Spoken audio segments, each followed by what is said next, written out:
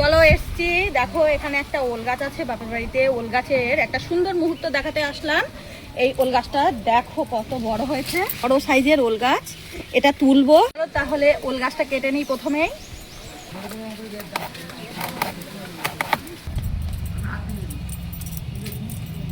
বন্ধুরা, ওল তো আমার তোলা হয়ে গেছে, তোমাদের দাদা ভাই তুলে দিয়েছে, কেননা আমি পারবো না। প্রায় 10 কিলো ওজন হয়েছে। এই যে দেখো, আমি কিন্তু উঁচুই করতে পারবো না, নইলে উঁচু করে দেখাতাম। ওলটা দেখে না, একদম দেশি ওল, আর সাথে রয়েছে ইলিশ।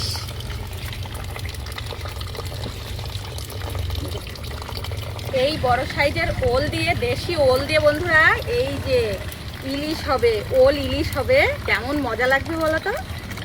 এই যে দেখো বন্ধুরা, বাবা আমি উঁচু করতে পারছি না, কষ্ট করে তোমাদের জন্য উঁচু করলাম।